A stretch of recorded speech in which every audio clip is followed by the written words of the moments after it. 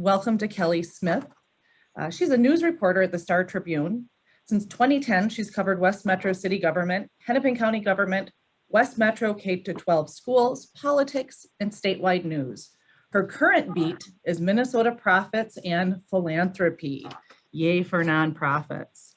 So without further ado, Kelly, the floor is yours. Well, thank you for having me. I am just going to share my screen here. It'd be good to go.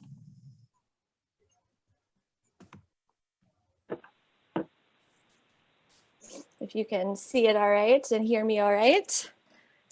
So yeah, as Michelle mentioned, I'm a news reporter at the Star Tribune. So I'm here to chat a little bit about how the Star Tribune works, and maybe you don't read the Star Tribune or you don't read news and you just have a Facebook account or a Twitter account. So I'm going to talk a little bit about social media too and how you can verify information is legit, since misinformation seems to be a growing problem in the world today.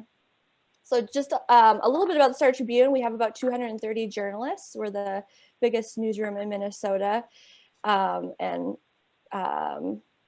now we're all pretty much working remotely, like a lot of businesses and organizations. So our newsroom shut down last March 15th. And so the first time in 150 years, we're all producing a paper remotely, which is pretty extraordinary.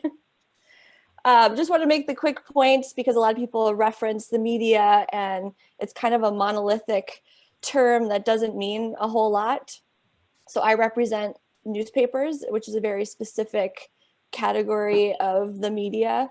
And we follow very different ethical guidelines than other parts of what you would consider the media. So what that means in the real world is you might see a national TV station that has some high profile interview and they may have paid, thousands of dollars to get that interview. At Star Tribune and a lot of local newspapers, we never pay for an interview. We don't pay for information. We get it organically through the community. When Prince died a couple years ago, who was the first news outlet to report it? TMZ, because they pay sources for information. The Star Tribune, we had to actually verify that from law enforcement before we reported it. If you follow Instagram influencers, they may get paid to share a photo of a hotel or a meal that they ate. We have a restaurant critic that usually reviews about 200 restaurants a year. We pay for every one of those meals. So, that's a key part of what we do. I used to cover school board meetings and city council meetings and Hennepin County board meetings. You'd show up and maybe there's a stack of bottled water or some donuts for this early morning meeting that the public was invited to take. And as a reporter, I wouldn't even, take a donut or a bottle of water because I didn't want that perception of me taking that donut at that, school board meeting to then affect people's perception of my objectivity covering the school board. So I just want to make that point.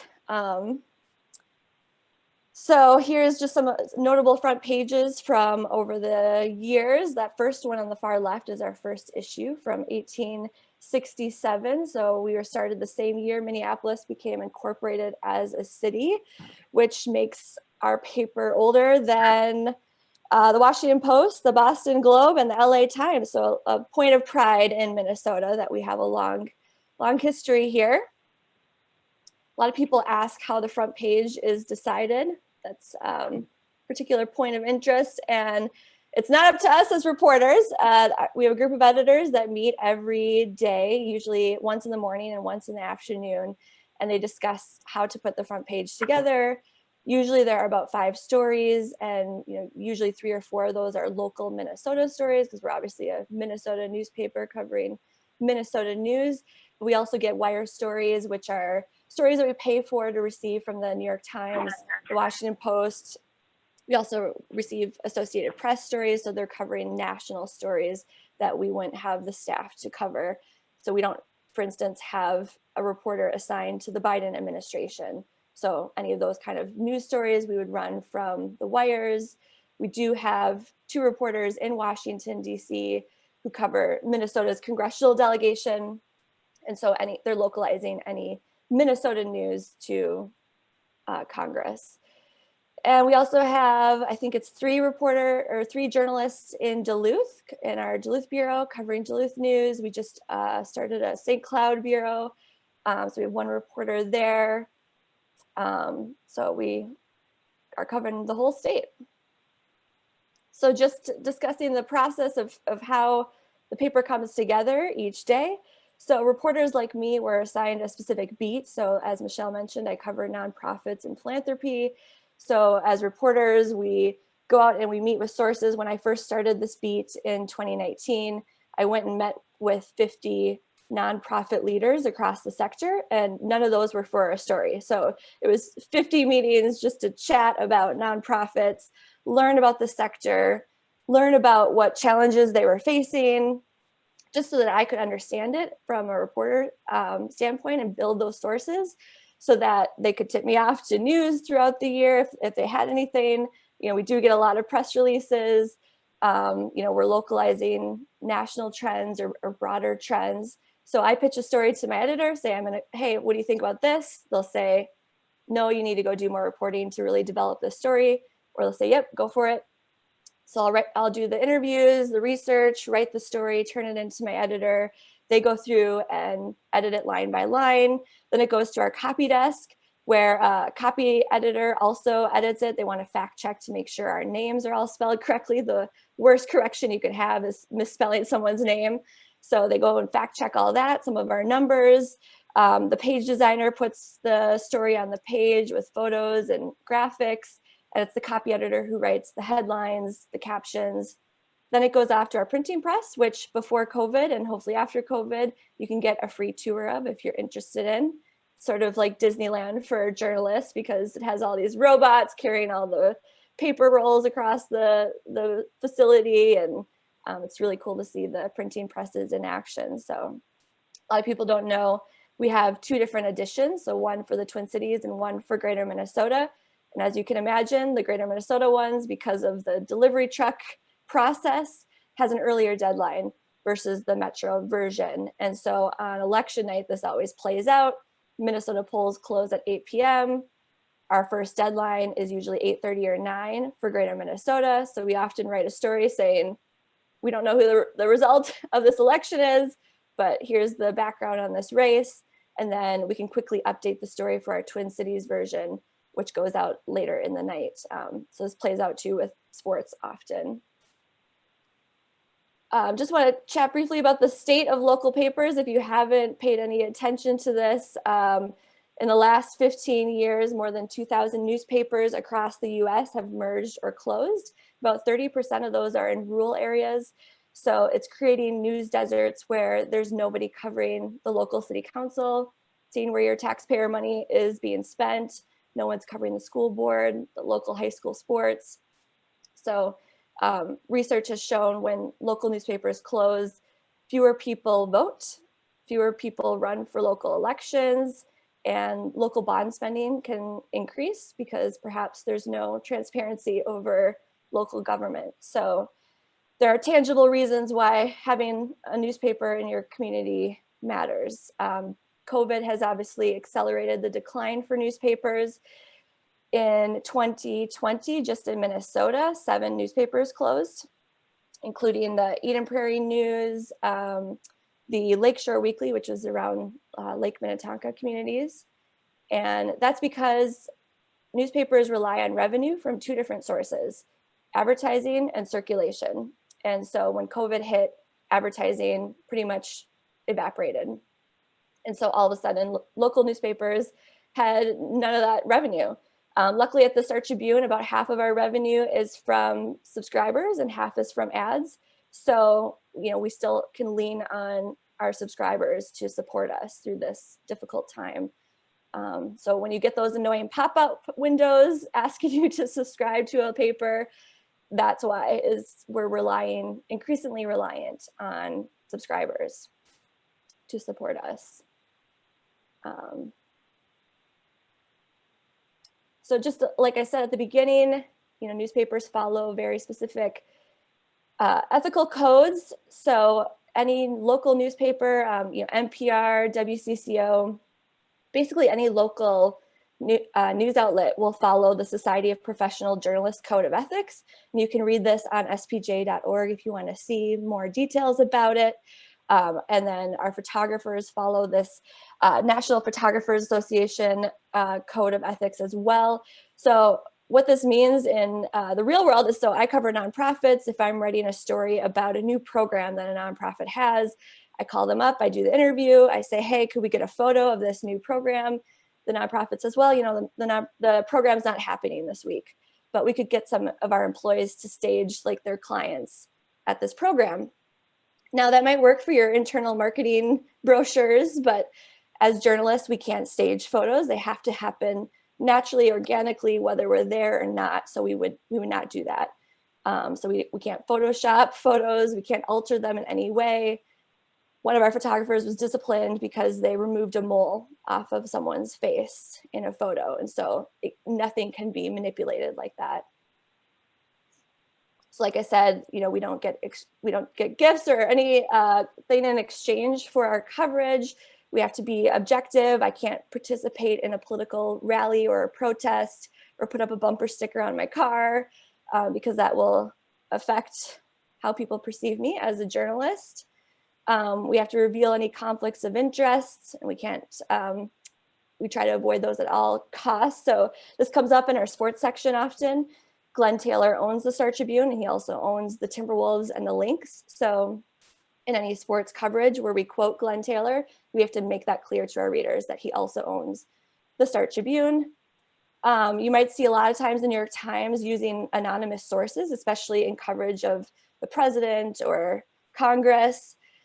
At the Star Tribune, we very rarely use anonymous sources, and basically someone's life or job has to be at risk, and there's no other way that you could tell that story. So in my 10 years at the Star Tribune, I've used one or maybe two anonymous sources, and it has to get pre-approved by all of my editors above me. And one misconception about anonymous sources, people think that they're like people we're meeting in dark parking garages, and we have no idea who they are. We always know who they are. And so I have that person's identity. I can go verify that they're who they say they are, that they're a real person.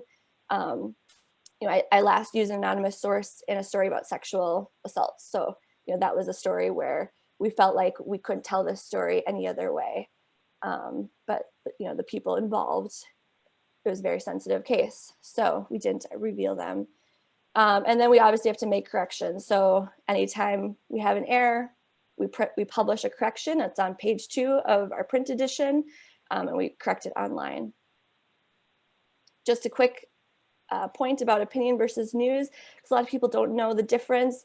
We have a separate opinion section from the newsroom.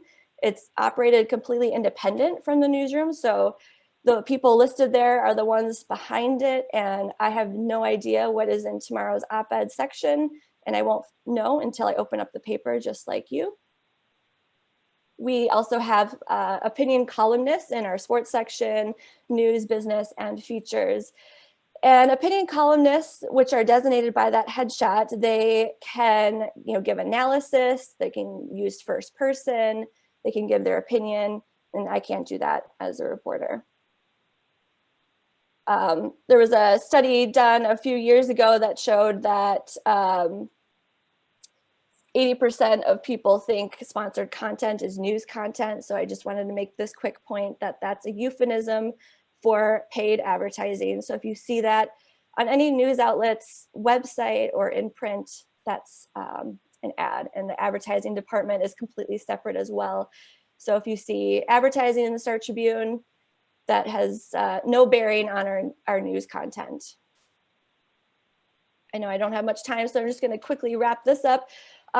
So if you don't read the paper, but you do have a Facebook account or a Twitter account or Instagram account or any social media, or basically access to the internet, which everybody should have, you're probably coming across information all the time. So how can you tell if that is legit information?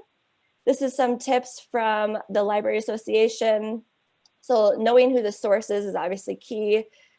Looking to see who the author is of the information. So at the Star Tribune, we have bylines. You can see who wrote it. You could Google Tim Harlow to make sure that he's a real person, that he's actually in Minnesota. You could read more about him and his coverage. The New York Times just did a story about a group of, how do I say this? Or there's websites popping up across the US, including here in Minnesota, that are masquerading as local news. So they, I think the one in St. Cloud is called St. Cloud Sun, and there's one in Hennepin County, can't remember what it's called, but it looks like a news site. So you come to it and it has news, that look like news, but you'll notice that it's all about Republicans. And if you look at who the people are behind it, you'll see that they aren't here in Minnesota. They're national freelancers. And you could go to the About section to see who is behind it. And if it's vague and doesn't actually list people, that would be a red flag to me. A lot of news sites, a lot of news links go viral years later because of some political reason. So checking the date when you see a link pop up on Facebook, why is someone sharing this now? That's important. And then just, checking your biases too, because confirmation bias means that we often believe and share information that only confirms what we already believe. And then also knowing the ethical standards of that organization. So at the Star Tribune, we have all of our policies and standards listed online if you want to read it. So we're seeing a lot more misinformation on social media. This was from the 2020 Australia fires. So, again, you're just scrolling through Instagram or Twitter or Facebook and you see these really compelling images. They've been shared, millions of times, thousands of times. And what's the harm in just liking it or retweeting it or resharing it, right? Well, there are a couple things that would be red flags to me when I see these photos. Well, first of all, people are pointing out that they might be photoshopped. You have another person in Texas tweeting about Australia. So in journalism, we like primary sources. We want people who are right there. So if I'm covering a house fire in Golden Valley, I want the person who actually saw the fire. I don't want someone who just saw a live stream on Facebook. So just like that, for you as a consumer of information, you want to get primary sources. So someone in Texas probably isn't there in Australia then and could tell you exactly what's happening. So that would be a red flag to me as well. And of course, these are both taken out of context. The one on the left was photoshopped and the one on the right has a photo from 2013. So you can also reverse Google image photos and that would have shown you that this photo was an Australian fire, but it was from 2013. At the start of the pandemic, there were all these viral posts about animals coming out and enjoying the fact that there were no humans. There were photos of dolphins in the Venice canals and swans there. And again, taken out of context, everybody, and that's a good point too, that misinformation isn't always just politically motivated. It's not meant to wire money to Russia. Sometimes misinformation is just there to inspire us or to create action and awareness. So the Australian fire ones probably were just to say, hey, you guys should care that there's these fires in Australia. A woman in India had tweeted this viral photo of the swans in Venice. And when National Geographic confronted her and said, swans are always there in the canals, why did you, tweet this? She said, well, that was the most retweets and likes she had ever gotten. So she wasn't going to take it down. So, the point being that if misinformation can spread so wildly over stuff like this that are, relatively harmless, what could spread that is more dangerous, like political information. And so if you have a social media account, it's up to you to now verify that information before you share it, or you could be contributing to misinformation. And so the News Literacy Project, which is a national nonprofit, has really great tips online on how you can better verify information before you share it and contribute to misinformation. They have some quizzes that you can take to see how news literate you guys are. So great resources there. And stuff that people who are, 7 or 70 should know. And that's it. Anyone have any questions for me?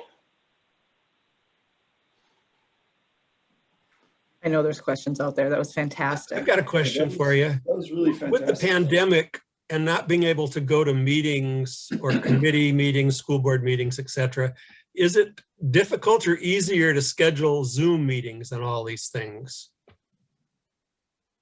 Yeah, that's a good question. You know, I cover nonprofits, so I don't really have regular meetings to cover. But yeah, that's a good question. We did run a story recently about how the Zoom meetings were increasing public attention on some of these, you know, committees, city council meetings. So I would have to imagine it's a good thing, you know, from a reporter standpoint. You know, when I covered West Metro city government, I was covering Eden Prairie up to Maple Grove. And a lot of those city council meetings are all on the same days, Mondays and Tuesdays of the week. And so I couldn't physically be at every single city council meeting. Luckily, most of them are videotaped. And so I'd go and watch the public comment section. I'd go, you know, read through the agenda and see if there were certain things like a development that I really wanted to know about. So I think that's great for transparency, great for journalists, and great for any residents. And I would piggyback that organizations like ours are becoming more transparent because of how we're doing this format. Like normally we'd be at Brookview and we'd be in a, you know, private space. And now because we are doing this way and recording it and sharing it out, what we're talking about and the content of our speakers is now much more public. I have. I think Edward, go ahead. I just want to compliment you. Such informative. Oh, you're breaking up pretty bad. We can't hear you much at all, Edward. Walk towards the window, maybe. Sorry about that. You can you hear now? I think so. I think so. Okay. I complimented our speaker on her presentation. I have a suggestion, and that is that oftentimes when court news is reported, they do not give the name of the judge. They'll talk about the decision, and they'll say a Hennepin County judge or a Ramsey County judge or whatever. Inasmuch as the judiciary is elected, I think it would be good if the names of the judges would be included in the stories all the time. They are sometimes, but not always. Yeah, that's an excellent point. We do include it sometimes, but we're probably not consistent in that. So that's a good point. Thank you. I have a question. Kelly, my husband and I have been steady subscribers to the Strib and its predecessors since we moved here in '76.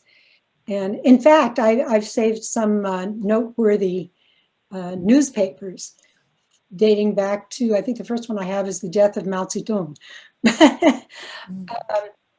But one of the things that I have noticed, particularly in the recent years, is the news articles, not the op-ed page. News articles have become a little less neutral than they used to be. It's either an adjective or some kind of comment or observation that kind of slides in that clearly has a bias. And I am wondering what how the editors of the newspaper check for that. Well, first of all, thanks for subscribing. We appreciate your support, keeping us afloat. Yeah, I mean, it's hard to know unless you had a specific story example. It's hard to know, you know, just to speak in generalities. You know, I know the New York Times and the Washington Post there's been a lot of discussion on objectivity in journalism and whether that means calling out lies for what they are as lies. And, you know, I think in previous years, journalists have been more reluctant to be aggressive in that. But, you know, in terms of the Star Tribune, you know, I can't think of a specific example that I've written as a reporter that would hit on your point. So I don't know if you have a specific example, but, you know, our editors, like I said, you know, each story is read 2 or 3 times by editors and copy editors. So they would be looking for, everything from typos to sentences that are confusing, that don't make sense, things that are subjective. Then we should be attributing those. So, I wrote a story today about a nonprofit opening tiny houses for homeless Minnesotans. So if I wrote this was the best project ever, hopefully someone would flag that. We can't write statements like that. I can quote someone saying that, but yeah, I don't know. Do you have any other examples that you can think of that you've seen? I I have not clipped out articles and highlighted them, but it's just when I read the news, I sometimes think, well, that's a little jarring. Sometimes I agree with it, sometimes I don't. But I note that this isn't really a neutral article about the news. He's coming at it with a slant, and it belongs a little bit more on the opinion page. Mm-hmm. Well, yeah, if you see stuff like that, feel free to reach out to me or reach out right to the person that wrote it. Maybe it is an opinion columnist. I personally think, I know I'm not supposed to say my opinion, but I'll say my opinion about journalism, that I think our columnists are really poorly labeled, both in print and online. And so people often read a columnist in our Metro section and think that that's a reporter. And, I've talked to my own friends who are millennials who aren't huge news consumers themselves, and they think I'm a columnist. They think, columnists and reporters are interchangeable, and they're not. So I think we should better label those both in print and online. By the way, that article about the tiny houses, that's really cool. Mm-hmm. Mm-hmm. Agreed. Thomas? Now you can quote Peggy on that. I was going to say Kelly. the same thing. You can quote Peggy.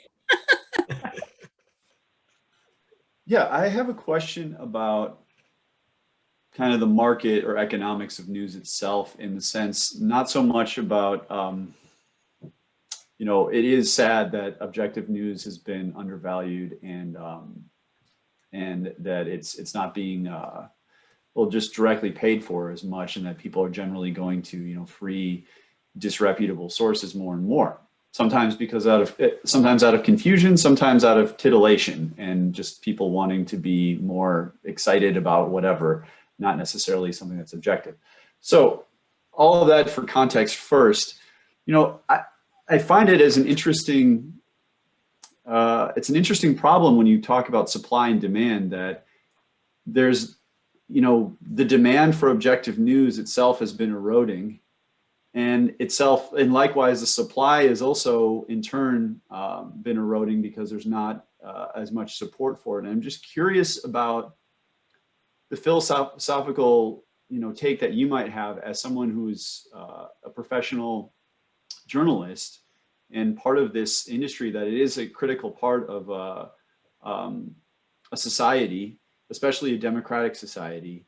And just to get your take on that. I mean, I certainly don't have an answer, and I don't expect you to, but just if you have a short, if there's anything that we can do, I guess, a lot of your presentation, I suppose, hit on that to a certain degree, but I'm always trying to ask people, what can be done about this to try to help bolster up objective news and take out, maybe not take out, I don't mean to make it sound so aggressive, but, to have more clear labeling, I suppose, is one thing. Having worked in medical devices for a long time and working now in another very highly regulated industry, in the mortgage industry, it seems to me that it's very much an issue of labeling that is one of the core problems that we have, that people there's not a differentiation in the product itself. And I will just finalize by saying, it's Star News is the organization you were referring to before, when you were saying that there's this quote unquote hyper local. There's a lot of information out there, and I'll see if I can find it to send it either to the group here or in a follow up. But there are some publications about that where they're money making ventures taking advantage of again that sort of titillation effect, that people just want echo chamber news. Yeah, absolutely. Well, I think first of all, media literacy is so key. And, you know, I don't know if schools are teaching it, but like I said, people 7 to 70 should know this stuff. And so when you're on Facebook or Twitter and you see friends sharing information that isn't objective or not from credible news sources, you know, calling them out on that. And the News Literacy Project has great tips on how to do that in non-confrontational ways. But, you know, if you're at Thanksgiving dinner and you're talking to the uncles and aunts about the conspiracy theories that they believe in, you know, calling them out on that as well. I think we all play a role in supporting objective, credible information. And so we all have to do that, which is, you know, the point at the end, just that if you have internet access to social media, you are part of this issue and this problem and the solution too. So, and the second part is just to support local news outlets. You know, a lot of, especially millennials, are supporting the New York Times and the Washington Post, which is fantastic. They've had a surge in digital subscriptions. I think the New York Times is just at, you know, 6 or 7 million digital subscribers. To put that in perspective, we have 100,000. You know, they have more than 1,000 journalists. We have 230. And, you know, when I started here, we had close to 300. So as our finances whittles down, so does our staffing, so does our ability to cover Minnesota communities. So yeah, it's the whole chicken or the egg question that you were posing. So supporting local news outlets, supporting NPR, it doesn't have to be the Star Tribune. It can be, you know, any other local organization will help keep it going. Great, thank you. So I've been a subscriber even longer than Peggy because we moved here in 1973. We switched to digital only just because we're gone so much that we didn't want the papers, you know, cluttering up our doorstep. But anyway, do you have thoughts about why Axios has chosen to come here as one of their local? Because it seems odd that they would choose the Twin Cities when we already have, we have Minn Post, we have, you know, really strong news presence here, and there are other places that are more of a desert, but yet they chose to come here. It seems an interesting decision. Yeah, we lost one of our reporters to them. So I'm not sure, and I have no idea why they chose here. I would guess that one reason could be that the Twin Cities is one of the strongest media markets in the country. We have some of the highest voter turnout, the highest, you know, literacy rates here. So people generally are engaged in their communities and want to be informed. So I would assume that they saw, you know, a market here to make money in. But that's just my guess. Which is interesting because it's free. I mean, it doesn't cost anything to get the Axios email. So I'm not sure where their revenue source is. I don't know either. They must be getting advertising. Yeah. Yeah, well, it must be. I could give a Thomas tech tip here on that. The short of it is, anytime something is free, it's not actually free. Well, of course, yeah. You're the product. Right. If it's free, it's because you're the product. Your data are the product. Right. And it's being sold somewhere else. And I don't mean that in a threatening or you know, malignant way to say that free services are bad and you shouldn't be participating in them. It's just generally more or less with big data companies in particular. Of course, there are good organizations out there like nonprofits and so on that are doing things for free for people. But yeah, like and one point I would make as a journalist, I think more competition is good. So in the Twin Cities, we've had, you know, Minn Post, we've had, you know, different other nonprofit news organizations pop up. So I think that's great. You know, having more competition is fantastic. You know, when I covered the West Metro, basically no one else was covering it. So I could go in and cover whatever I wanted, and I didn't have anyone on my back, so to speak, you know, that I had competition for. So I think more competition, more journalists is great for the whole ecosystem.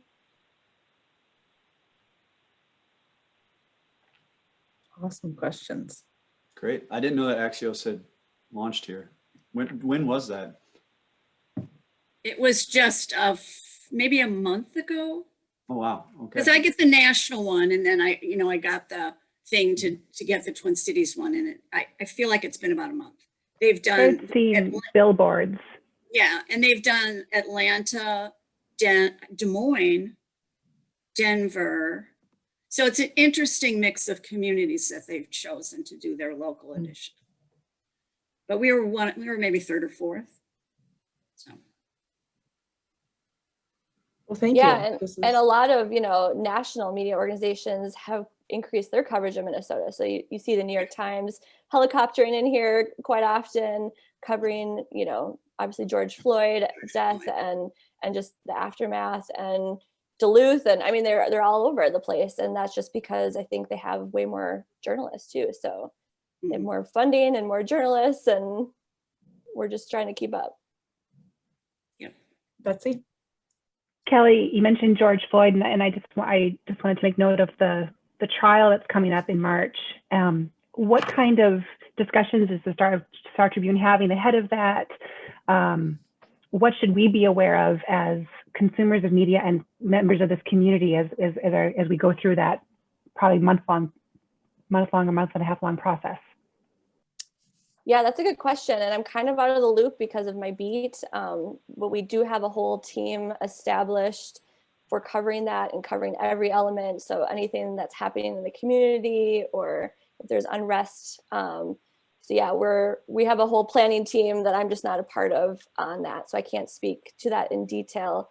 But yeah, I'm sure a lot of national news outlets will be helicoptering in to cover that too, because it's a huge story. So yeah, one thing to note too, just generally speaking, when there's breaking news, you know, you should, as a news consumer, just understand that that's breaking news. And so not all information is accurate sometimes in the time being, right? I think when George Floyd's death was first reported by the police, there was facts there that was later, you know, disputed. That, you know, because a lot of times when it's breaking news, it's just unfolding. You know, people are just trying to sort through what's happening. So, you know, just being aware of that things are kind of fluid when things are breaking news like that. And then just being aware that what you see on social media is just one lens, and taking that with a grain of salt too. I really appreciate seeing the code of ethics.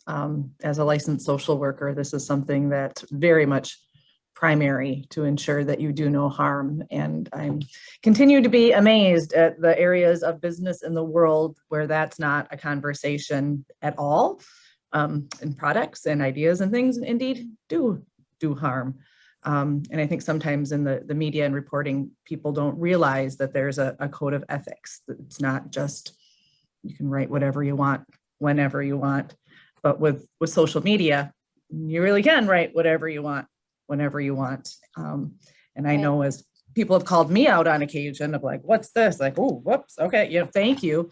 And to do the same for others. I think it's a really a good thing to have heightened awareness about checking your sources. Don't believe every single thing you read in multiple sources as well. Exactly. Yeah. The internet is a wild, wild west of information. And so knowing that, you know, I was in a Lyft before the pandemic, and the driver asked me what I did. I said, I'm a journalist. And she said, oh, you know, I can't read journalists because there's too much information out there. I don't know what to believe anymore. It's like, well, wait a minute. What information out there are you reading? Are you just scrolling Facebook and you're just overwhelmed by like what your neighbors are posting?